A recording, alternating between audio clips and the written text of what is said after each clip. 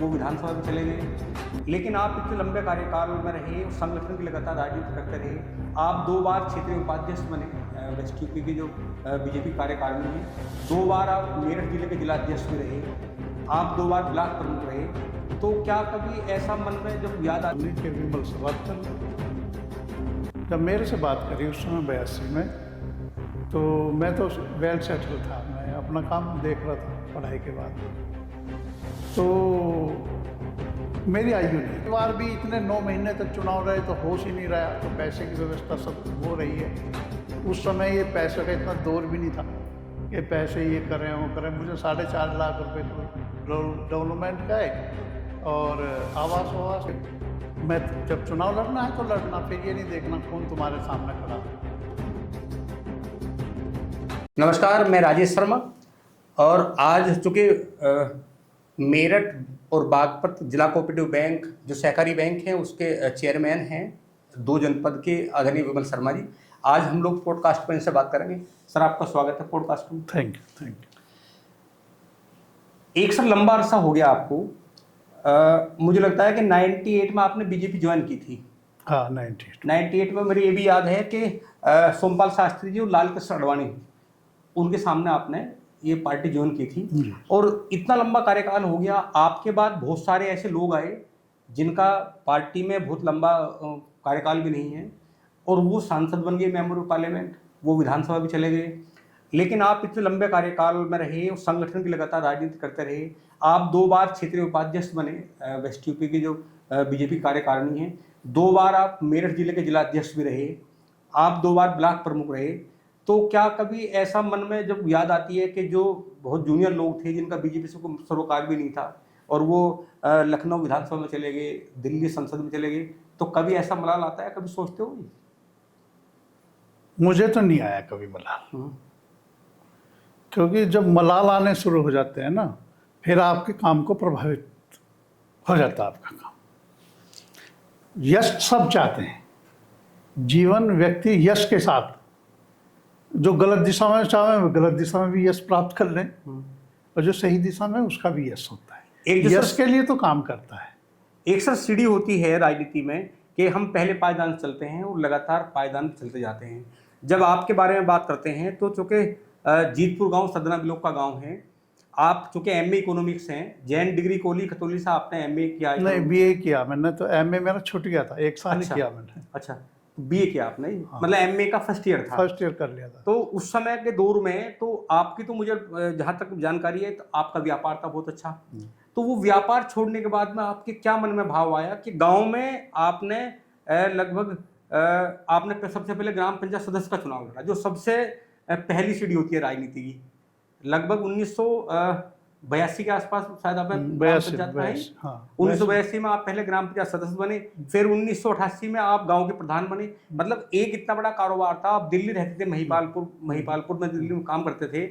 और ये क्या मन में भाव आया कि वो सारा काम छोड़ के जो आय संबंधित काम था, तो आपको गांव में आके ग्राम पंचायत सदस्य का चुनाव लड़ना लगा, फिर आपको ग्राम प्रधान का चुनाव लड़ना पड़ा। तो क्या था भाव सर उस समय? ईश्वर जीवन को जिधर ले जाए, पहले तो ये है। दूसरा ये था कि हमारे पिताजी 72 में प्रधानी का चुनाव लड़े थे। अगर जातिगत समीकरण देखें तो वो हमारा बहुत जाति का वहाँ है नहीं प्रभाव, लेकिन वो उस समय 14 वोटों से चुनाव जीत रहे थे और रिकाउंटिंग में उन्हें 3 वोटों से हराया गया, फादर को। हाँ, तो एक गांव में ये हुआ, यार जीतता आदमी कैसे नहीं जीतता है। बहुत लोगों ने उन्होंने कहा कि पिटीशन दायर करो, ये करो। पिताजी कहने लगा मैं खेती करूँगा, मैं पिटीशन दायर नहीं, मैं जीतता हुआ ही हूँ। अब जो प्रधान डिक्लेयर हो गया मैं उसी के साथ काम करूँ। तो हमारे यहाँ अद्भुत गांव है, हमारा राजपूतों का गांव है, ज़्यादा संख्या उन्हीं की है। लेकिन जो दूसरे नंबर पर है वो हमारे पिताजी, तो हमारे कोई 80-85 वोट होंगे हमारे समाज के। लेकिन जो गांव का प्रधान बना उस समय, उनका एक ही घर है, 5 वोट थी। तो आप समझ सकते हैं गांव की परंपरा ऐसी रही। वो प्रधान बने, उन्होंने पिताजी का बहुत सम्मान करा। लेकिन 82 में एक लोगों में ये था कि यार इस घर में प्रधान बनना चाहिए। पिताजी हमेशा न्याय की बात करते थे। उनका थोड़ा वैसे भी सख्त होकर भी कहते थे। तो उन्होंने कहा कि भाई मैं तो प्रधान लड़ लिया, मैं तो प्रधान नहीं के विमल से बात कर लूँ। जब मेरे से बात करी उस समय 82 में, तो मैं तो वेल सेटल था, मैं अपना काम देख रहा था पढ़ाई के बाद। तो मेरी आयु नहीं थी उस समय, 30 साल का प्रधान बनता था। तो कहा गांव ने यार कुछ भी मेंबर ही लड़ाओ। तो जब मेंबर का चुनाव हुआ तो उस समय जहाँ जिस ग्रुप से मैं लड़ा, गांव में होती है 2 पार्टीबाजी, तो हमारी पार्टी सारी हार गई। अच्छा। और उसमें एक मेंबर जीता, वो मैं था। वो भी 2 वोटर से। वो भी लास्ट में 2 वोट चलते हुए संपर्क हुआ, मैंने कहा भाई मैं भी लड़ रहा हूँ। तो उन्होंने कहा हाँ भाई तेरे तो ठीक है। तो मेरे पे एक तरह से दायित्व आ गया कि ठीक से पंचायत चले। तो जो तत्कालीन प्रधान थे हमारे, तो गांव के रिश्ते में ताऊ जी लगते थे, वो मेरा मैं सम्मान करते थे, पूछते थे कोई बात थी, लेकिन अलग नेचर थी उनकी। फिर 98 में आप प्रधान बने? नहीं, फिर 88 का चुनाव आया जी। तब तक मैं दिल्ली सेटल हो गया था। दिल्ली सेटल होने के बाद कि भाई अब तो उसकी आयु पूरी होगी, उसे लाओ। तो कह लो भाई उसका तो काम वहाँ सही सेट हो गया सब। तो उन्होंने, मैंने कहा कि भाई ये वे मेरे पास गए, तो मैंने कहा कौन प्रधान नहीं करेगा, मैं तो यहाँ हूँ। लेकिन परिवार भी अपना, जो पहले पिताजी के चुनाव में साथ नहीं रहा था, वो सब इकट्ठे होकर कह लगे यार इस बार तो कर ले। खैर वो सब चीज़ परिवार की भी हुई, सारा परिवार बैठ के भी, और गाँव भी सब लोग इकट्ठे हुए। तो फिर मैंने नॉमिनेशन किया। तो 88 में मैं चुनाव लड़ा। तो हमारा एक परिवार में हमारे ताऊ जी के बेटे थे, वे भी चुनाव लड़े। उनको मैं लड़ूंगा, विमल तो छोटा है, लेकिन चुनाव हुआ खैर। और गांव की वो 4 लोग हम चुनाव लड़े, जिसमें 60% वोट गांव ने मुझे दी और 40 में वे लोग, यानी मैं 312 वोटों से मैं प्रधान। गांव समाज के लिए जो भी काम था, उस समय बहुत ख़राब रास्ते होते थे, सड़कें बुग्गी कहीं चल रही, छोटा कहीं जा रहा। हमने कहा कि जब तक पानी की निकासी सुचारू रूप से होने की, तो रास्ते बनवाने का कोई फ़ायदा नहीं। तो रास्ते बनवाए, तो नाली बनवाए, तो गांव में नाली पर झगड़े, फौजदारी होगी, सिर कटेगी, फादर के भी चोट लगी। लेकिन मैंने मान लिया था कि मुझे इस गांव को बहुत अच्छा गांव बनाना। और मैंने फिर सबसे आग्रह करके, और आज भी आगे जाकर देखोगे कहीं भी गांव में जरा सा भी पानी नहीं आपको मिलने। फिर आप दोबारा प्रधानी का चुनाव नहीं लड़े हैं? मैं प्रधान, गांव ने कहा कि एक बार और प्रधान नहीं करते, मैंने कहा नहीं। फिर आप 95 में बीडीसी का चुनाव लड़े। हाँ, 95 में फिर मैं चुनाव बीडीसी का, मैंने कहा देख लेंगे भाई, अगर कोई समीकरण बैठता होगा यहाँ तो चुनाव नहीं तो वोट दे देंगे किसी को। अच्छा, वो जो दौर था, लगा लिया था उस समय, वो जो दौर था चेयरमैन साहब उस समय, अगर मैं सरदना विधानसभा की बात करूं या 24सी की बात करूं, तो 2 बड़े पुरोधा थे। मैं देख रहा हूं कि जब 91 में पहली बार ठाकुर विजयपाल सिंह तोमर जनता दल से विधायक बने, उनके सामने बीजेपी से प्रोफेसर रविंद्र सिंह पुनीर थे, वो हार गए थे उस समय। लेकिन जब दोबारा 93 का चुनाव हुआ तो फिर प्रोफेसर रविंद्र पुनीर जीत गए और ठाकुर विजयपाल सिंह तोमर हार गए। लगातार जहां तक मेरी जानकारी में है तो 91 से लेके और 2007 तक लगातार दोनों जो बड़े पुरोधा थे उस क्षेत्र के, वो आमने सामने चुनाव लड़ते रहे। मुझे लग रहा है कि लगातार चुनाव लड़ा 2007 तक। 2007 में तो बीजेपी से चुनाव लड़ा ठाकुर विजयपाल सिंह तोमर ने। और आपके मन में ये क्या भाव आया कि 2 पुरोधा हैं, 2 ठाकुर योद्धा हैं बड़े, चुनाव, क्योंकि विजयपाल तोमर पहले विधायक रह चुके थे और लगातार चुनाव भी लड़ते थे विधानसभा का, आपके मन में क्या आया कि उनके बीच में कि ब्लॉक प्रमुख का चुनाव लड़ना है? नहीं, वो ऐसा पहले था नहीं, लेकिन कुछ लोग आए कि भाई आप चुनाव लड़ लो, बीडीसी तो हो गए थे। तो मैंने देखा भी तो समीकरण नहीं था, मतलब 56 वोट थी बीडीसी की, 2 ब्राह्मणों की 2 वोट थी, एक प्रेम सिंह थे कहले वाले, एक मैं था। तो मैंने कहा यार कोई समीकरण तो है नहीं, कोई बात। लेकिन जब इलाके के कुछ सभी वर्गों के लोग आए कि नहीं ऐसी कोई बात नहीं है, आप चुनाव लड़ोगे तो सब साथ रहेंगे। तो उस समय चीज़ें हमने करनी शुरू करी। तो 93 के चुनाव में रविंद्र पंडित जी का हमने चुनाव लड़ाया था बीजेपी। वो आए, उनकी बहन हमारे गांव में हैं, तो वो भी सब परिवार था। और ऐसा लगा चलो भाई गांव के हमारे दोनों रिश्तेदार, विजयपाल सिंह भी और वो भी रविंद्र पंडित भी थे। लेकिन बीजेपी के हिसाब से हमने फिर रविंद्र पंडित जी को उस समय समर्थन दिया और वो चुनाव जीत गए। पहला चुनाव 91 में नहीं थे हम उनके साथ, 93 के चुनाव में 93 के चुनाव में थे। और 91 में विजयपाल सिंह के साथ भी नहीं थे, हमने कांग्रेस को वोट दिया। वो परिवार पहले कांग्रेसी थे सब। बिल्कुल बिल्कुल।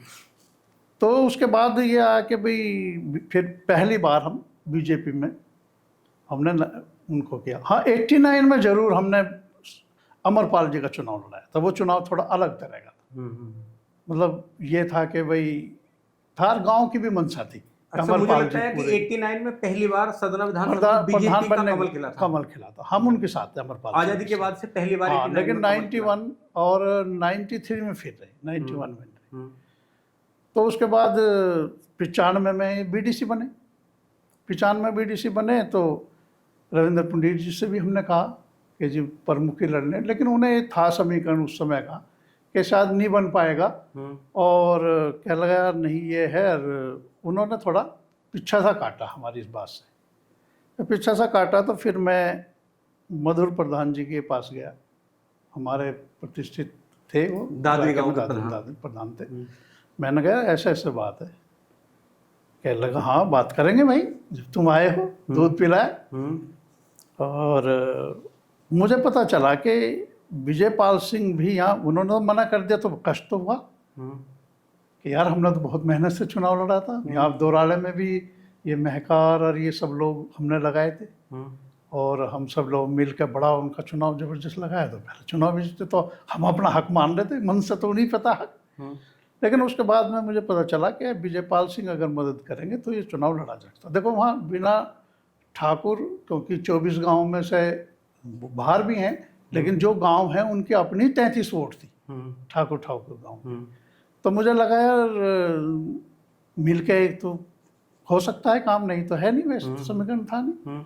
लेकिन उससे पहले 2-3 बार राम कुमार त्यागी रह लिए थे, फिर मुरली सिंह को हटा के उनको कर दिया था बीच में। एक बार रकम सिंह लड़े थे हमारे इधर के, यानी कि हमारी साइड का हमेशा लड़ता था तो हारता था, चाहे गुजर लड़ा चाहे कोई भी लड़ा।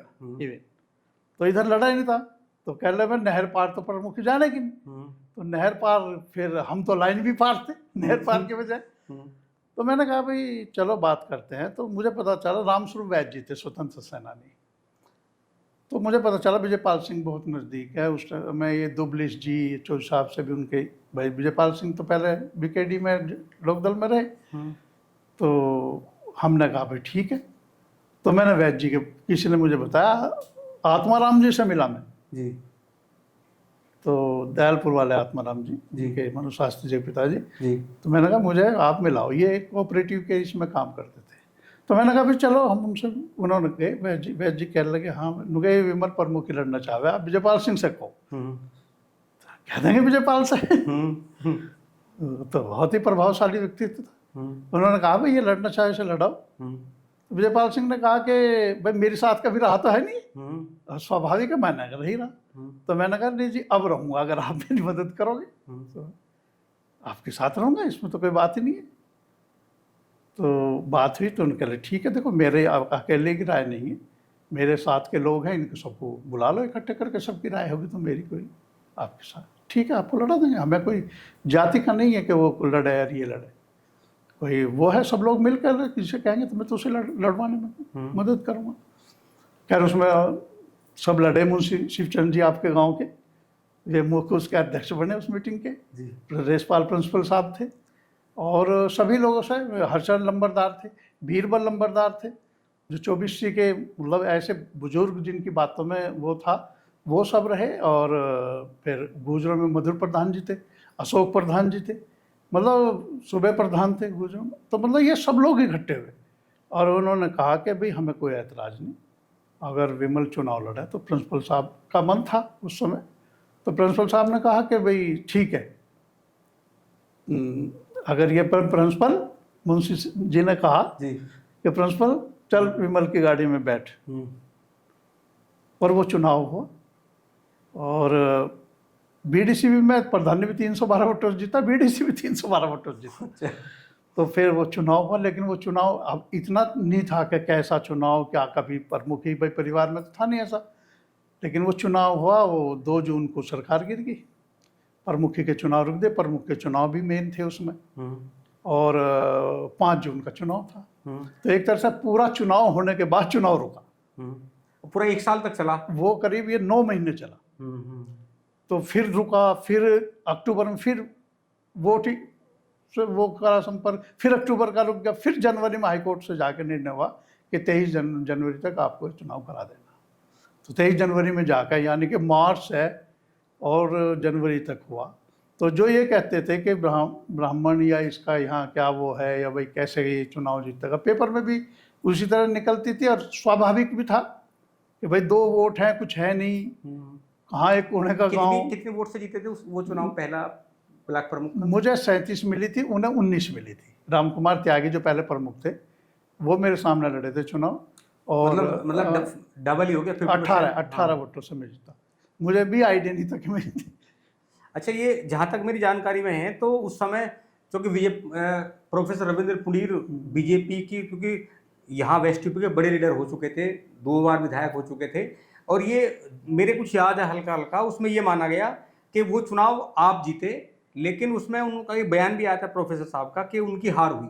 ये रहा कि ब्लॉक प्रमुख का चुनाव नहीं, 2 जो विजयपाल तोमर और रविंद्र पुनीर, इन दोनों के बीच का टकराव था। तो इसलिए लोग कहते थे कि भाई विजयपाल तोमर जीत गए और प्रोफेसर रविंद्र पुनीर हार गए। लेकिन जब 2001 का चुनाव हुआ, वही जब आपका चुनाव हुआ, उस चुनाव में वो क्या मसला था कि ये मसला सोमपाल शास्त्री तक पहुंच गया था? वो नेक्स्ट वाला जो चुनाव था वो 2001 का था। 2000 में मैं चुनाव नहीं लड़ना चाहता था प्रमुखी का, जो है सच्चाई वो सबको पता था कि यार मैंने कर लिया और मैं अपने परिवार का इसका वो करूँगा, या आगे देख लेंगे जैसा होगा। लेकिन स्थिति यह आई कि अपनी तरफ से हर गरीब आदमी का हम, मैंने जैसे आवास ही होते थे, वो इंदिरा आवास होते थे, तो मैं खुद गांव में जाकर चयन करवाता था वीडियो को लेकर आम जन बैठक में, और लोगों को जो सही जो पात्र थे उस समय उन योजनाओं के, उनको देने का काम किया। और क्योंकि बीडीसी में तो हर वर्ग का आता आदमी चुन के, बिल्कुल, तो वो उन्हें लगा कि यार एक आदमी ऐसा है कि जो हमारे लिए कर रहा है कुछ। तो जब दूसरा चुनाव तो काफ़ी लोग जीत के आए, मतलब जो मेरे वेल विशर थे वे सब लोग जीत के आए। लेकिन मेरे पे मेरा स्वास्थ्य भी उस समय थोड़ा गड़बड़ी, वाइफ भी बीमार थी, और परिवार भी इतने 9 महीने तक चुनाव रहे तो होश ही नहीं रहा, कोई पैसे की व्यवस्था सब वो रही है। उस समय ये पैसे का इतना दौर भी नहीं था कि पैसे ये करें वो करें। मुझे 4.5 लाख रुपए कुल डेवलपमेंट का है, और आवास थे भी तो सब देते थे, लेकिन पैसे वैसे नहीं आते थे ब्लॉक में। तो हमने कहा एक प्रकरण बाबूजी का था, उन्होंने कहा था कि नहीं जमीन बेच दो, भट्टा बेच दो। नहीं, वो ऐसा था कि भट्टा था उस समय। तो देखो, हर एक बाप जो चाहता है कि मेरा बेटा यश करे, इस कर जी वो करे, उनमें था पिताजी में हमारे। तो मैंने कहा भी मेरे पास तो कोई पैसे भी नहीं है, पिताजी और सब लोग। दोबारा चुनाव जब हो रहा था, दूसरे वाले चुनाव की बात है, तो मैंने मना किया। पीपी कॉन्फ्रेंस हॉल में बैठक हुई, सभी लोग वही लोग थे जो पहले मुझे जिन्होंने चुनना था। तो मैंने कहा भी आप किसी को लड़ा लो। ठाकुरों में से वीर सिंह का भी नाम था, इधर गुजरों में भी योगराज का नाम था, उनके भाई प्लांट थे दूध के ये। लेकिन सब ने कहा कि भाई उधर यशपाल का था रविंद्र पुनीर, वो कह रहे थे कि मुझे अपना पर बनाना भी था, भी उनका उस समय वर्चस्व हो रहा था एक तरह से। तो सब कहने लगे कि भाई विमल को लड़ाओ तो जाति बंधन नहीं है, ये अर्चना लंबरदार जी ने कहा, और नहीं तो देखो फिर हमें सोचना पड़ेगा। तो करके फिर विजयपाल सिंह ने मेरे से कहा भी ये चुनाव तो तुम्हें लड़ना, तुम पहले मेरे पास आए थे चुनाव लड़ने के, अब मैं कह रहा हूँ ये चुनाव लड़ो।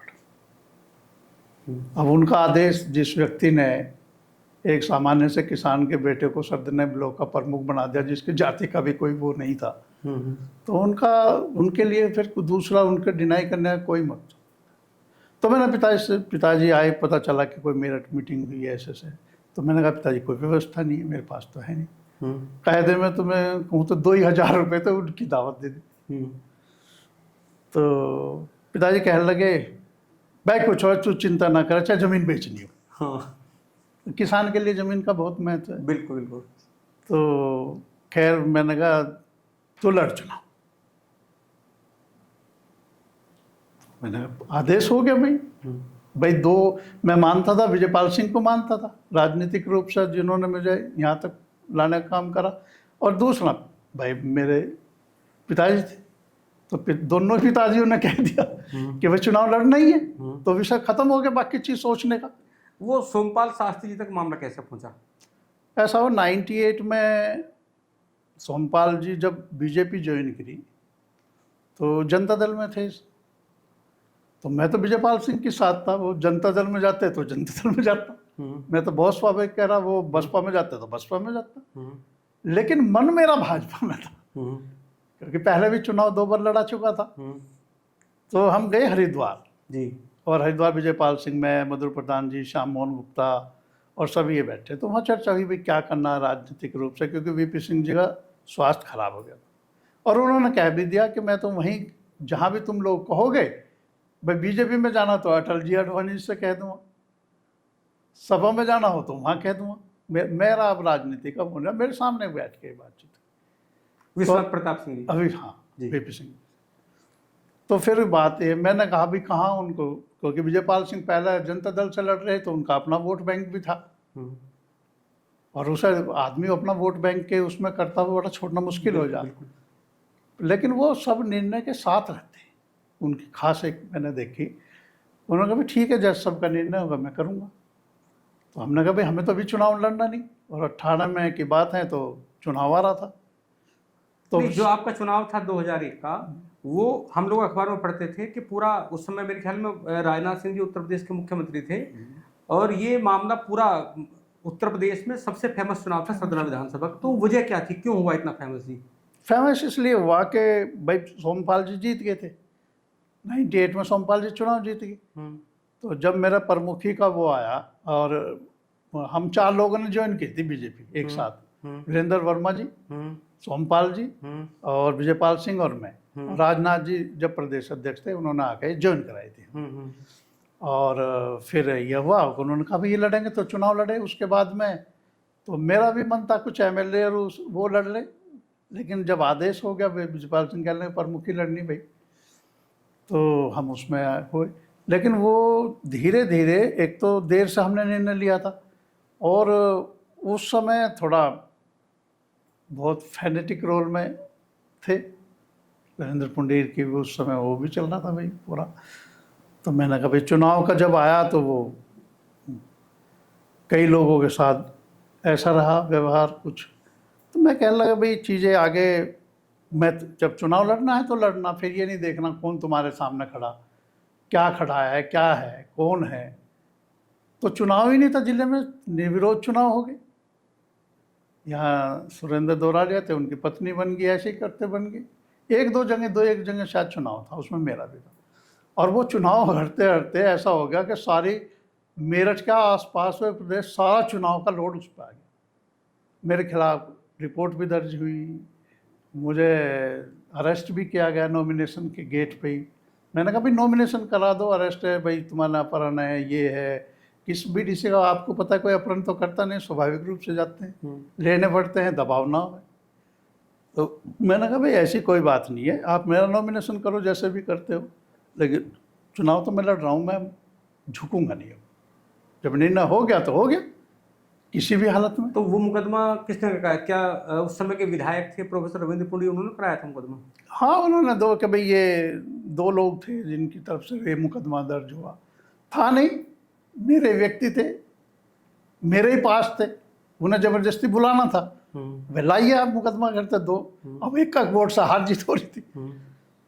और मज़ेदार बात यह है कि उसके बाद भी जब पूरे हाइप पर रहा चुनाव पूरा, फिर ऊपर तक गई बात।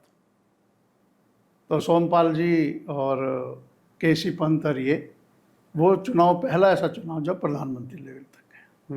उन्होंने कहा कि मैं हटा लेंगे भाई, एक ही पार्टी के दो लड़ रहे हैं, इस बार भी मतलब बीजेपी प्रधानमंत्री अटल बिहारी वाजपेयी तक तक पहुंची गया बात। चुनाव वो। अच्छा जी। और उन्होंने कहा भी दिखवाइए क्या है।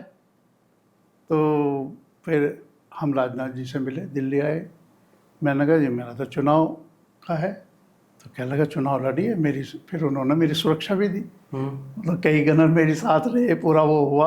अब गनर की मुझे जरूरत ऐसी वो नहीं थी, लेकिन सुरक्षा की दृष्टि से उन्होंने कहा। और फिर चुनाव हुआ। और मज़ेदार बात ये थी कि वोट चुनाव के बाद मेरे पे इतनी वोट भी नहीं थी, लेकिन एक तो मुझे लास्ट में, मैं आज भी हमारे यहाँ इलाके में त्यागी में सोनबी त्यागी जी का बड़ा लोग था, और वो एक प्रभावी वहाँ निर्णय करवाने वालों में थे। मतलब क्योंकि पहले प्रमुख भी जीत चुके थे वे उन्हें माना जाता था। तो उन्होंने कहा, लास्ट में उन्होंने निर्णय करा कि भाई ये वोट हम, नॉमिनेशन राम कुमार त्यागी ने भी कर रखा था, लेकिन उनके पास 3 ही वोट थी। तो लास्ट की रात में उन्होंने निर्णय किया, उनको नहीं भाई हम विमल को वोट देंगे। तो ये चुनाव आप कितने मतों से जीते थे? तो मैं 2 वोटों से। 2 मतों से। हाँ, तो 29 और 27 का वो चुनाव हुआ और मैं दोबारा उसे चुनाव को जीता। सर मैं लगातार देखता हूँ आप 2 बार ब्लॉक प्रमुख रहे, 2 बार जिले के अध्यक्ष रहे, 2 बार जिले में उपाध्यक्ष रहे, 2 बार आप वेस्ट यूपी की जो भाजपा कमेटी है क्षेत्रीय उपाध्यक्ष भी रहे, और अब मेरठ और बागपत में जो कोऑपरेटिव बैंक है उसके आप चेयरमैन हैं। लेकिन अभी भी मैं देखता हूँ कई बार आपको ये सदना के लोग अभी प्रमुख साहब बोलते हैं, अध्यक्ष जी नहीं बोलते। वो लंबे समय तक रहा और दिल से प्यार किया मैंने लोगों को। सरदना ब्लॉक में मेरे दिल से आज भी जुड़े हुए वे लोग जो मेरे साथ थे, वो मेरे जीवन की पूंजी है और वो हमेशा मेरे साथ रहेंगे। मेरा जीवन भी उनके साथ ही है। आप जब 2 बार जिलाध्यक्ष रहे तो, और दोनों बार विधानसभा के चुनाव के दौर में भी आप जिलाध्यक्ष रहे, इतने सारे, क्योंकि मेरठ जिले में 7 विधानसभा सीटें हैं, तो 7 प्रत्याशियों के नाम भी आप रिकमेंड किए होंगे। तो अगर दोनों को मिलाएं तो 14, तो लगभग 2 बार में 14 प्रत्याशी के नाम में आपने डिक्लेयर करे, और मेंबर ऑफ पार्लियामेंट के चुनाव भी हुए। तो ऐसा नहीं लगा कि आपका इतना लंबा कार्यकाल है, इतना संघर्ष किया, आप ग्राम पंचायत सदस्य लेके, सदस्य के शुरुआत आप करते हैं राजनीति की, और यहाँ जिला कोऑपरेटिव के बैंक चेयरमैन तक आप पहुँचते हैं। कभी ऐसा नहीं लगा कि आप विधानसभा नहीं पहुँचे, लोकसभा नहीं पहुँचे, आपसे बहुत जूनियर पहुँच गए? ऐसा कभी मना? मैंने कभी पार्टी से टिकट नहीं मांगा। केवल एक बार कहा था 2014 में कि मुझे बागपत लोकसभा से चुनाव लड़ा। मैंने, जहाँ हमारा संगठन है वहाँ भी कहा और राष्ट्रीय अध्यक्ष तक मैंने कहा। लेकिन परिस्थितियाँ होती हैं, पार्टी को बहुत तरह से सोचना होता है, और फिर संगठन में लग गए। तो अभी आने वाले समय में कहीं उम्मीद है कि 27 में चुनाव तो आप टिकट मांगे किसी विधानसभा से? अब वो तो पार्टी का काम है। देखो पार्टी क्या है, आप, मैं तो आज भी सेटिस्फाई हूँ। बात यह है कि आप जहाँ हैं वहाँ सेटिस्फाई होकर काम करिए। भाई हम प्रमुख रहे, पूरी आनंद के साथ प्रमुख करिए, 11 साल रहे प्रमुख रहे। और मेरे याद है कि मैं दोबारा जब प्रमुख हुआ तो एक किसानों के लिए बीमा की योजना कुछ 50-52 जिलों में चलाई गई थी, और उसमें देश के कृषि मंत्री भी थे, देश के प्रधानमंत्री जी ने वो कार्यक्रम का उद्घाटन किया था। तो मैं उसमें गया था विज्ञान भवन में, और अटल जी से प्रधानमंत्री कार्यालय में पहली बार मिला था। अच्छा। तो सोमपाल जी कहने लगे, क्योंकि पहले उन्होंने जिक्र किया था, तो सोमपाल जी ने कहा ये विमल दूसरी बार प्रमुख बन के आ गया। तो उन्होंने कहा कि भाई विमल जी ऐसी बात करते थे, कौन कितने दिन पद पर रहा ये महत्वपूर्ण नहीं है, पद पर रहते हुए कैसा रहा ये महत्वपूर्ण है। तो हमने तो पूरा जीवन उनके इसी शब्दों पर निछावर कर दिया कि जहाँ जिस पद पे हैं, जिलाध्यक्ष पार्टी ने बनाए, चाहे प्रभारी बनाए, चाहे पश्चिम में वो रहे, जिलाध्यक्ष बनाए, तो क्या कर सकते हैं। आप समझ सकते हो कि 2010 में मैं 9-10 में करीब बना था मैं जिलाध्यक्ष, और मेरा विजयपाल सिंह से बिल्कुल पारिवारिक, एक तरह से ऐसा संबंध लो, हर तरह का संबंध, जिन्होंने मुझे यहाँ तक जनाने का काम किया हो जिस व्यक्ति ने। और जब उनका टिकट कट गया, मैंने तो उनके लिए टिकट के लिए कहा संगठन में भी, उनको टिकट तो नहीं, टिकट संगीत सोम का हो गया। आज भी वो विधायक हैं, 2 बार विधायक रहे, पूर्व विधायक हैं। उसमें 2000 17 की बात कर रहे हैं आप? मैं 2012 की बात कर रहा हूँ। तो 2012 में प्रबल दावेदारी थी विजयपाल तोमर जी की। हाँ, दावरदी वो लगातार काम कर रहे थे, संगीत में तभी ज्वाइन किया था। तो हमें ये था कि भाई टिकट काम कर रहे हैं तो इनको टिकट मिलेगा, लेकिन पार्टी करने ना हुआ कि संगीत को टिकट दिया जाए। लेकिन ऐसा लग रहा था लोगों को, क्योंकि हमारे विजयपाल सिंह के संबंध थे, तो मैं उनके पास भी गया और उन्होंने भी, और मैं जहाँ भी गया, शंकराश्रम भी गया, तो सभी ने कहा कि अब क्या दायित्व निभाना है अपना, ये होना भी चाहिए। जब आप जिलाध्यक्ष थे और विधानसभा के चुनाव होते थे, तो वो पल बताओ कि जब बहुत सारे प्रत्याशी आपके पास आते थे, जब अंतिम सूची आप जारी करते थे, रिकमेंडेशन करते थे, तो कितना तनाव होता था प्रत्याशियों का? ऐसा कुछ होता नहीं है ज़्यादा। अपनी राय है, पार्टी विभिन्न स्तरों पर राय मांगती है, सभी अनुशासनिक संगठनों से भी उसके बारे में पूछा जाता है। और देखो, राजनीति में ये भी होता है कि भाई जीतने की स्थिति क्या है, सारी चीज़ें देखी जाती हैं। उसमें जिलाध्यक्ष का अपना भी व्यू होता है, उसका क्या व्यू है वो व्यू रखते हैं। 2027 कभी कभी थोड़ा लगता है, किसी ना किसी राजनीति में आदमी और व्यक्ति कहीं जुड़ा भी रहता है, वो जुड़ाव में भी आदमी कहता है कभी कभी, और लेकिन प्रायोरिटी पार्टी है कि जीत जाएगा। 2024 का जब मेंबर ऑफ पार्लियामेंट का चुनाव हुआ तो बीजेपी को लगभग 35 से 37 सीट गंवानी पड़ी, जबकि डबल इंजन सरकार है। तो 2027 को लेकर आपको क्या लगता है, उत्तर प्रदेश की राजनीति में क्या होने वाला है? देखो, जो लगातार हम लोग 2014 का चुनाव जीते, हमारी अपनी अपेक्षाओं से भी ज़्यादा रहा, पूरा देश उद्वेलित था, और वे शब्द 13 का माहौल, 12 का माहौल, और कभी कभी एंटी रिएक्शन होता है, चाहे हम कोई गलत काम करें तो उसका भी एंटी रिएक्शन होगा, विपक्षी करे तो भी एंटी रिएक्शन होगा। तो उस समय देश के संसाधनों पे इनका हक है, उनका हक है, एक बहुत ही योग्य प्रधानमंत्री कह रहे थे। हमारा ये कहना था तो जो भारत का ने जन्म ले लिया जिसने, उस भारत के संसाधनों पे उसका हक उसी दिन से हो गया। वो किस जाति धर्म वो विषय नहीं है, और इसी के लिए राजनीति में आगे काम करना होना चाहिए। अब मैं बैंक का चेयरमैन हूँ तो मैं ये देखूंगा किसका लाभ होना नहीं है, किसान कौन है, किसान एक वर्ग है, उसके लाभ के लिए काम करना, उसको कैसे जीवन उसका आगे बढ़ाना, ये काम करना। तो एक बार हमें कोऑपरेटिव बैंक जो है इसके बारे में अब बात कर लेते हैं कि बैंक किसानों को क्या लाभ दे सकता है। और आपने चूंकि 2 जिलों के आप चेयरमैन हैं, 2 जिलों का तो मुख्यालय है मेरठ, तो ऐसे कितने किसान हैं जिनको आपके द्वारा लाभ दिया गया? ऐसा है कि एक तो सिस्टम में होता है, हमारी अभी 91 हो गई है FL84 की समिति, सागर सहकारी समिति, किसान सहकारी समिति। जी। लेकिन अब ये बहुउद्देश्य इनका नाम हो गया, बहुउद्देश्य, मल्टी। जी। तो उसके कारण ये है कि अब जब से अमित शाह जी बने हैं, देखो बहुत ही सुलझे हुए मंत्री जी, केंद्र गृह मंत्री भी हैं और संगठन का भी अनुभव है उसे भी, तो उन्होंने सहकारिता का स्वरूप नए स्वरूप में ला रहे हैं सहकारिता को, और उसको भी निश्चय सरकार कर रही है, उत्तर प्रदेश की सरकार। यूरिया के संकट को लेकर इतना बवाल क्यों होता है पूरे प्रदेश में? बवाल नहीं, उसका भी मैं बताऊंगा आपको। तो जब मैं यहाँ चेयरमैन बना, मैं तो जिलाध्यक्ष था ऑलरेडी, ये भी था कि कोई, मैं कोऑपरेटिव में भी कभी नहीं रहा, मैं तो पंचायतों का आदमी था, और आपको पता भी है जिला पंचायत अध्यक्ष के लिए भी वो था। पार्टी ने भी हम बहुत वो किया, मैं तो पार्टी का बहुत ऋणी हूँ, उन्होंने कहा था कि आप लोग बनिए आप जिला पंचायत। लेकिन वो जिस तरह का जिला पंचायतों में, मैं पहले रह चुका प्रमुखों में, तो मैंने कहा जी नहीं, मैंने स्विमिंग का। 2021 में तो आपका आया था कि जिला पंचायत नहीं था, वो पार्टी ने, मैं तो पार्टी का इस बात में कह रहा हूँ, पार्टी के अंदर की बात है, लेकिन पार्टी के लिए ने तो हमेशा मेरे लिए अच्छा सोचा, वो परिस्थितियाँ होती हैं। तो फिर मैंने कहा कि भाई नहीं, कोई बात नहीं, मैं संगठन में काम कर लूँगा। जिलाध्यक्ष कहा भाई विमल जी अब एक बार जिलाध्यक्ष हो जाओ। मैं कहूँ अगर पार्टी के कोई भी संगठन मंत्री या प्रदेश अध्यक्ष ये कहें कि आपको ये होना, तो मैं तो मंडल पे भी काम कर लूँगा। हमारे यहाँ तो सिस्टम है, ये संगठन का तो बड़ा स्वरूप है। तो हमने कहा ठीक है भाई, मैं जिलाध्यक्ष हो गया। उसके बाद कोऑपरेटिव बैंक का चला, तो ये कई यूरिया लोग का- थे, तब भी उन्होंने कहा कि इस समय नहीं, यूरिया का संकट क्यों है, इसके पीछे की क्या वजह है? देखिए इसका संकट नहीं है, चीज़ें कुछ दूसरी तरफ से वो होती हैं। जैसे कि 71 लाख किसान हैं प्रदेश में, 20 लाख किसान ऐसे आधार कार्ड पर खाद लेके, जमीन नहीं है, कहाँ ले जा रहे खाद वे?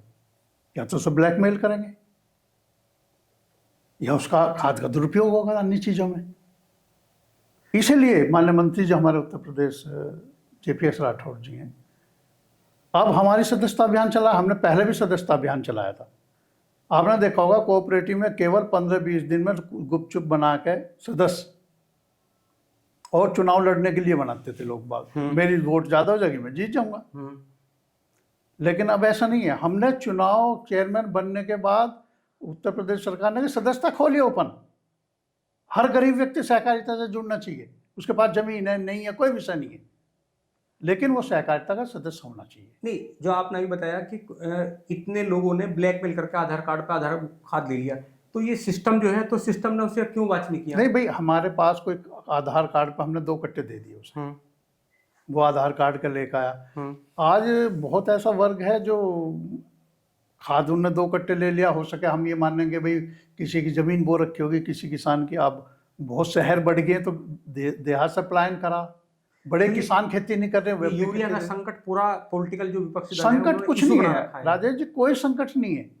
अब ये संकट का समाधान का रास्ता फिर निकाल रहा, अब चल रहा है 12 तारीख तक। हम सदस्य बना रहे हैं।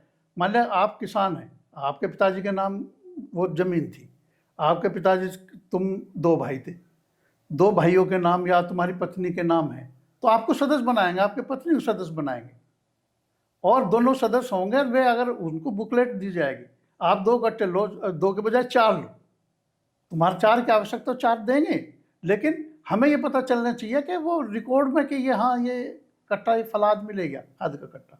इसी व्यवस्था ठीक हो जाएगी। खाद की कमी नहीं है, ये सरकार कहती है कि व्यवस्था की कमी थी। सरकार कहती है कि जो हमारा कोऑपरेटिव बैंक है वो किसानों को लगातार ऋण दे रहा है, तो क्या ऋण वास्तव में मिल रहे हैं किसानों को सहकारी बैंक से? देखिए, सबसे कम इंटरेस्ट पे सहकारी बैंक लोन दे रहे 3%,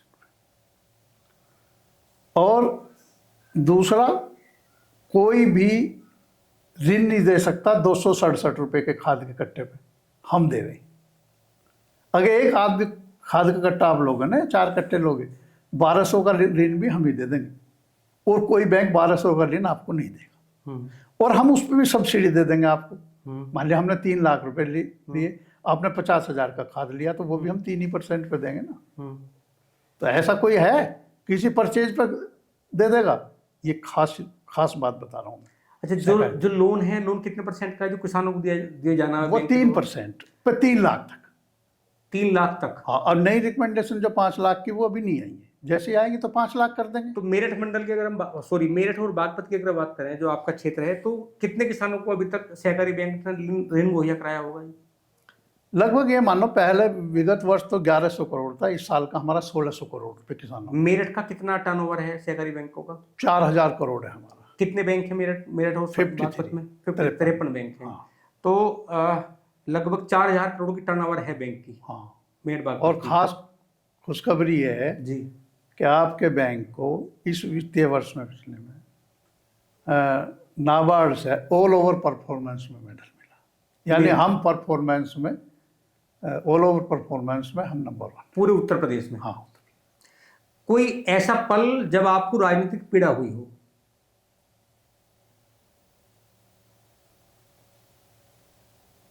हाँ, होती है कहीं ना कहीं तो चीज़ें हैं, लेकिन बहुत चीज़ें ऐसी हैं। देखो, संगठन में काम कर रहे थे लगातार, तो जहाँ आदमी काम करता है उसे लगता है मेरा यहाँ कुछ प्रमोशन होना चाहिए। और आज मैं समझता हूँ भारतीय जनता पार्टी के नज़रिए से भी कि समाज की नस की जानकारी जरूर होनी चाहिए। आप राजनीतिक जीवन में केवल पदों के लिए ना भागते, समाज किधर जा रहा ये भी राजनीतिक विश्लेषण करना चाहिए। क्या हम कोई वर्ग छूट तो नहीं रहा, ये भी होना चाहिए।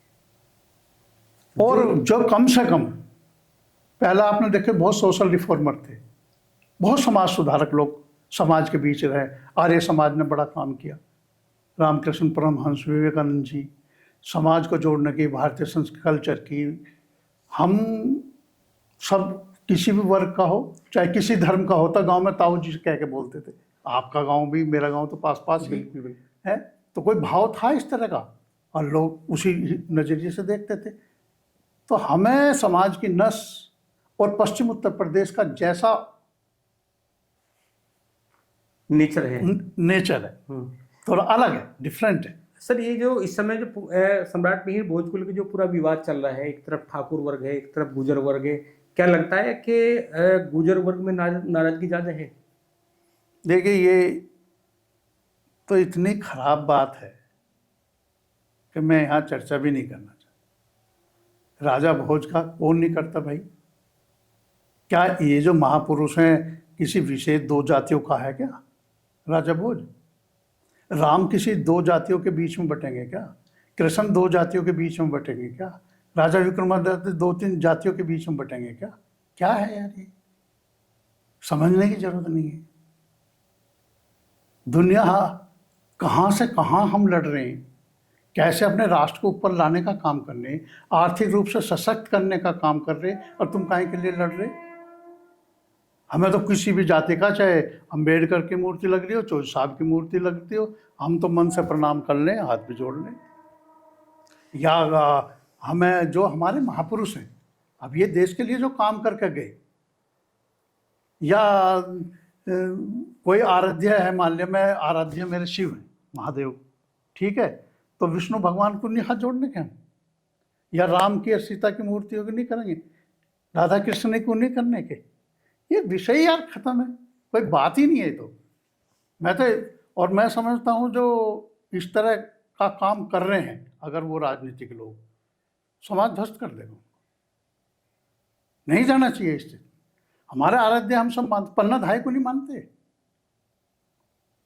रानी लक्ष्मीबाई को नहीं मानते। हम उतना ही सत्कार जितना रानी लक्ष्मीबाई का करते हैं, उससे कम पन्ना धाय का नहीं करते। अब आपने देखा होगा अल्लेबाई होलकर का, यार उनसे बड़ी शिव भक्त नहीं हुई, जब हमें तो पता ही नहीं था, पहले हम बता रहे। लेकिन आज देखो उन्होंने कहाँ बद्रीनाथ, कहाँ काशी, और कहाँ होलकर साम्राज्य। एक वो पल बताओ जब आपको बहुत आगे बढ़ना था और किसी व्यक्ति ने आपको रोक दिया हो राजनीति में। वैसे तो कम ही था, लेकिन कुछ निर्णय तो होते हैं। मुझे भी लग रहा था कि भाई, मैं समझता हूँ कि दो अवसर ऐसे आए जब मैंने पश्चिम उत्तर प्रदेश में काम किया जी, और तत्कालीन जो भी हमारे प्रदेश अध्यक्ष थे, वो प्रदेश अध्यक्ष भी थे और क्षेत्रीय अध्यक्ष भी थे, उन्होंने काम मेरे से लिया, मेरे अनुभव के आधार पे, और उस अनुभव के आधार पे मैंने काम भी किया, और उन्होंने मुझे इस योग्य मानना होगा। तीन बल्कि ऐसे हों। एक तो प्रधानमंत्री जी की रैली जब मनोनीत हुए पार्टी की तरफ से कि भाई अगले प्रधानमंत्री के रूप में नरेंद्र मोदी जी आएंगे, तो उस समय मैं कोई पद पे नहीं था, मतलब 2014 में किसी पद पे नहीं था।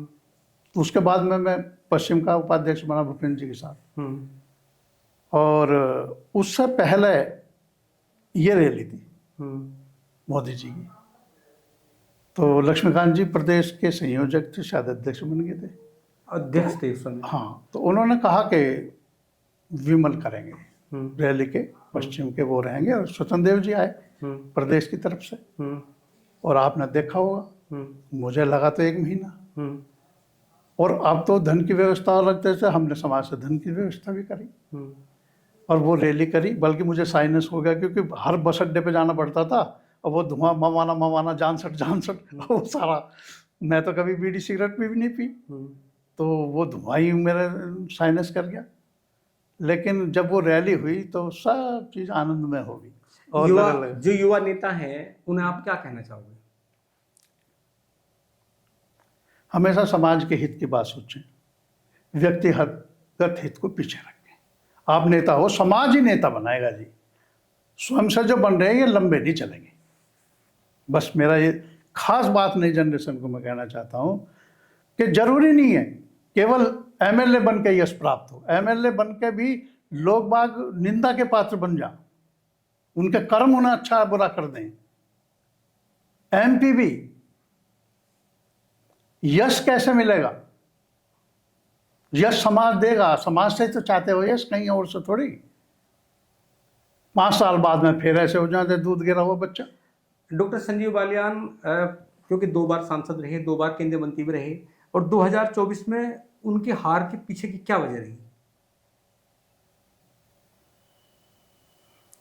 देखिए, अगर एक तो मैं साफ कहना चाहूँगा, घर की फूट। वो किन कारणों से क्या हुआ उसमें लंबा विषय में नहीं जाना चाहता, लेकिन मैं एक बात कहूँगा कि आप जिस भी दल में हो उस दल के लिए पूरी निष्ठा से काम करो। अगर निष्ठा बदलनी तो फिर दल छोड़ दो। आपके वैचारिक रूप से नहीं मिल रहा और सहना सीखना पड़ेगा। आप को कुछ नहीं मिल रहा तो इंतजार करो, हो सकता नई समीकरण में फिट बैठ रहे हो। 2022 में चूंकि सरधना में लगातार बीजेपी के प्रत्याशी जीतते आए, ये सीट सरधना भाजपा की मानी जाती है। 2022 में संगी सोम जी का हारने की क्या वजह रही? देखो, कभी भी आप अगर ग्राफ देखोगे ना तो विधानसभा में हम कभी डाउन नहीं गए, हम बढ़े। संगीत 12 में चुनाव लड़े, 72-73 हज़ार करीब कुछ समथिंग वोट थी। फिर 93,000 वोट मिली 2017 में।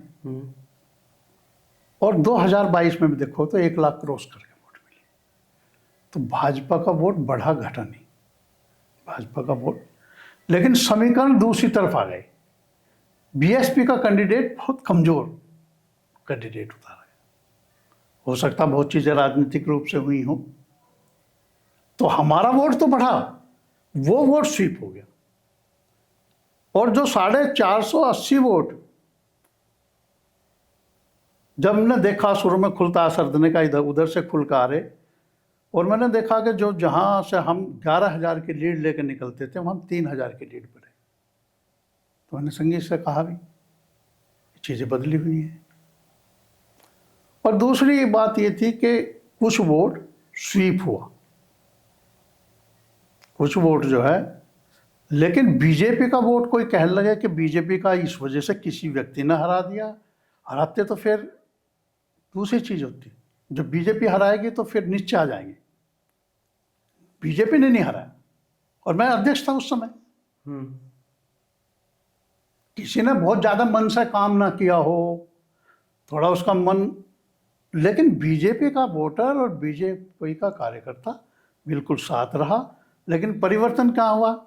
आप जैसे एक गांव का मैं उदाहरण दूं, अलीपुर में पहले सपा को जो चुनाव उससे पहला हुआ 480 वोट मिली, और 2022 के चुनाव में 1700 कुछ वोट मिली, और उसी रेशो से वो हो गया। तो यानी कि बीजेपी जो बीएसपी वाला वोट था वो भी स्वीप हुआ, उससे हो गया सपा। हाँ, और कुछ लोगों को ये भी लगा, पहले सब समाजों के वोट भाजपा में, कुछ 1-2 जगह ऋषि वोट, और क्यों ऋषि, उसके लिए एनालिसिस होता है। ये हार जीत की बात नहीं, हार गए हम चुनाव, बहुत समीकरण है, और समीकरण में कोई अच्छा होता तो हम जीत भी जाते। 1,01,000 वोट जीत की थी। और उससे पहले अगर 19 में देखो तो हमें 1,17,000 वोट मिली। क्यों मिली? करीब 1,07,500 के आसपास हम जीते अजीत सिंह जी से उस समय चुनाव। तो हाँ, 1,19,000 हमें जैसे पहले मिली थी तो मिल जाती तो हम जीतते। और जबकि 4 दल एक साथ होकर लड़ रहे थे भाई, यहाँ तो बीएसपी, सपा, लोक दल उस समय, और ये तुम्हारे कांग्रेस भी, दोनों सीटों पे। मैं तो बागपत लोकसभा का प्रभारी था 19 में, तो वहाँ भी जीतते हम, और हम यहाँ भी जीते। तो और संघर्ष हमें हो सके कहीं ऐसी वो रही और ज़्यादा संघर्ष करना चाहिए था लोगों को। 2027 में किसकी सरकार बनेगी? देखिए, सरकार तो हमारी बनेगी, उसका कारण मैं बता रहा हूँ। हम भी लोगों के बीच रहे, मैं तो गांव में रह रहा, तुम्हें पता। मैंने जिलाध्यक्ष भी रह लिया, कोऑपरेटिव बैंक का चेयरमैन लगभग 2.5 साल हो जाएंगे। मैं 7 दिन सोया हूँगा मेरठ में। मेरे आसपास के गांव वाले अभी मेरे पास प्रमुख साहब हैं क्या, मिलने आते हैं। तो मैं राजनीतिक व्यक्ति हूँ तो पूछूंगा तो क्या चल रहा भाई, क्या है? क्योंकि हम तो देहात की राजनीति करें, शहर की थोड़े करें। अब हम वैसे तो कैंट में रह रहे, हमें कुछ करने की जरूरत थोड़ी है कैंट में। पहले सत्यप्रकाश अग्रवाल जीते रहे, तो अमित अग्रवाल जीते रहे, कल को कोई और भी लड़ेगा या वे लड़ेंगे तो भी जीतेंगे। लेकिन गांव का लोग क्या सोच रहे हैं, सब पे भारी एक ही बात है, कानून व्यवस्था। ये उत्तर प्रदेश आज रहने लायक है। आज बेटी किसी समय भी चली जाओ, आपके घर वापस आओगे, कुछ छेड़ने किसकी माई के लाल की ताकत नहीं है। वरनी बेगमपुर पर जाना मुश्किल था। इस बात को समझ ले, हम भी गांव के सामान्य लोग भी कहें इस बात को। और जीने के लिए सबसे पहले सुरक्षा है, ना उसमें धन की प्रायोरिटी होती सुरक्षा के उस पर, ना किसी पद की आवश्यकता होती। आम आदमी जो है सुरक्षित रहे। किसान को तो यह अब उसकी फसल ठीक हो जाए, तो उस समय पर उसका पेमेंट हो जाए। किसान भाई, गांव का किसान क्या समझे। और धीरे धीरे डेवलपमेंट हो रहा है तो लोगों को उसका लाभ भी मिल रहा। आज तो सब्जी वाला ही 2000 रुपये कमा रहा भाई। सब्जी वाला पहले 100 रुपये अपने बच्चों को गुजारा कर लेता, आज सब्जी वाला कोरोना का सबसे देख लो जिन्होंने सब्जी बढ़िया काम चल रहे, फ्रूट है। सर, आप आए, आपने समय दिया और आपने पॉडकास्ट में तमाम उन सब बिंदुओं पर चर्चा की जिसकी वर्तमान समय में प्रासंगिकता है। तो हमें उम्मीद है कि फिर बाद में लगातार आप 7 डे न्यूज़ के मंच पर आते रहेंगे। और जो सामाजिक आपने तमाम कृतियों में बात करी, सामाजिक सद्भाव में बात करी, और जो राजनीति है आज के दौर की, आपने उस पर खुल के बात करी। तो तमाम मैं एक बात रोक के तुम्हारी, जी, हम तो प्रमुख थे जी, लेकिन फिर भी साक्षरता में आपके साथ कितना काम किया। जी, जी भैया, हमारे तत्कालीन डीएम थे अवनीश अवस्थी जी, उनका भी वो विषय मतलब मजबूत साक्षरता का था। वो दौर हमारे सारे साइकिल पे भी चले वो। बिल्कुल बिल्कुल ठीक है नहीं, हमारे सीडीओ उस समय के जो अधिकारी थे वो बहुत काम किया, आपके साथ किया। जी, जी। तो हम तो प्रमुख थे, हमें तो जरूरत नहीं थी ब्लॉक से साइकिल पे भगे फिरने की। तो क्यों था? समाज को जागृत करना, समाज को शिक्षा की तरफ के लेके जाना, समाज को नई दिशा में देना। और आज भी मैं किसानों के बीच जाता हूँ कि हमें बहुत ज़्यादा धन तो हमारे पास, हमारी ज़मीन ही सबसे बड़ा धन है। अब जो नए अरबपति करोड़पति बन रहे, ज़मीन से बन रहे, कहाँ से बन रहे?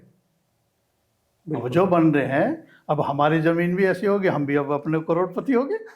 बता हमने कौन सा वो करी है, हैं? और भला हो सरकार का और गडकरी जी का, चारों तरफ सड़कें वड़के होगी तो और अच्छे रेट हो गए। पश्चिम में तो पूरा हालत है। तो कोई हमें वैसे दिक्कत नहीं है। दिक्कत यह है कि हम कैसे समाज को जोड़ कर रखें। आज 2 घंटे में जाओ तो मथुरा चले जाओ, मैं तो जाता हूँ। अब ज़्यादा ऐसा संगठन का काम नहीं है तो कभी वृंदावन चला जाऊँ। और भगवान की ऐसी कृपा रही, उन्होंने बुला लिया, पार्टी ने जिलाध्यक्ष महानगर अध्यक्ष के लिए वो बना दिया था प्रभारी। और कभी हरिद्वार चला जाऊँ कैलाश जी के पास चला जाऊँ।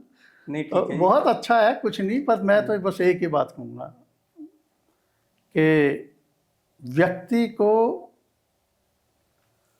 विकास के लिए जो है, अपने विकास के लिए ब्रॉड माइंड, बड़ा दिमाग, बड़ी वो सोच रखनी चाहिए। ना उसे जाति में फंसना चाहिए, ना किसी धर्म के आधार पर फंसना चाहिए। और ये देश जो प्रधानमंत्री कहते हैं ना, ये पहले नहीं हमने कभी सुना था, 140 करोड़। तो जो आज वीज़ा है, पासपोर्ट की कीमत बढ़ी है। और आज का भारत कुछ अलग सोच का भारत है। आपके नेता ही कमज़ोर होंगे तो जनता का दिमाग भी ऐसे हो जाए। जिसका नेता मजबूत होगा तो उस देश का जो नेतृत्व कर रहे होंगे तो समाज का भी की ताकत बढ़ेगी। और समाज आज कुछ भी हो, हर नई जनरेशन से पूछो आप, वो खुश होता है जब भारत का भाई, भारत चाहे आज वो ट्रम्प के टैरिफ के सामने वो कर रहा हो भारत, लेकिन किसी युवा ने कोई कहा इसके बारे में? कहला हर संघर्ष के लिए तैयार है कि भारत नहीं झुकेगा। किसने पैदा कर दी ये बात? कैसे पैदा हुई है? पहले तो हम गिड़गिड़ा जाते ना, जरा से उसमें गिड़गिड़ा जाते, हम गिड़गिड़ा देते, तो छोड़ दिया भारत ने गिड़गिड़ाना। कोई भी गलतफहमी में ना रहे, पूरे विश्व में हम एक अलग चीज़ है। और जो कल्चर है वो हमारे तो बहुत, आप देखो संस्कृति देश की कैसी है। और हमने सभी धर्मों को स्वीकार करा इस देश ने यार। ऐसा कितने फिरके यहाँ, अगर अल्पसंख्यक वर्ग की बात तो कितने फिरके हैं, कहीं दुनिया में नहीं मिलना कि जो अपने को सो कोड कहते हैं कि अब हम मुस्लिम देश हैं। इतने फिरके कहीं नहीं जितने भारत में, और इतनी स्वीकार नहीं करा। जैन धर्म, बौद्ध धर्म, अब जैन धर्म बौद्ध धर्म में ध्यान का है बौद्ध धर्म, और जैन धर्म वैज्ञानिक धर्म है, जीवन को कैसे जीना। आप देखो ना, कोई सबको पढ़ो यार, यही तो विरासत है हमारे देश की, यही तो कल्चर है। और कल्चर करें यार, कल्चर क्या पढ़ लो, नहीं ना, कल्चर ही तो है ये। पर अब तो लोग जो है ना, अब तो यहाँ जो बड़ी फौज है वो तो धर्म के मामले पे आमने सामने टकराव लगातार हो रहा है पूरे देश में। कुछ नहीं है, जिन्हें अपनी वोट एक वोट बैंक बनाने वाले, अभी और सोच लगेगा, वोट ही बैंक तो बनाने का है वो सारा जो कर रहे भाई। आप देखो ना, लेकिन आप जीवन पद्धति लोगों की बढ़ रही है, जीवन स्तर उठ रहा है, तो इससे भी बाहर निकलेंगे। अभी थे दिमाग में ऐसा, लेकिन अब धीरे धीरे उठ रहा है, समाज भी उठ रहा है। तो साथियों, आज हम लोग बात कर रहे थे क्योंकि मेरठ बागपत जो हमारा जिला सहकारी बैंक है, आप उसके चेयरमैन हैं सर। आप पॉडकास्ट में आपने समय दिया, आपको बहुत बहुत धन्यवाद। और हमें उम्मीद है आपने अवसर दिया, लगातार जब और संवाद करेंगे तो आपसे लगातार हम लोग संवाद करेंगे।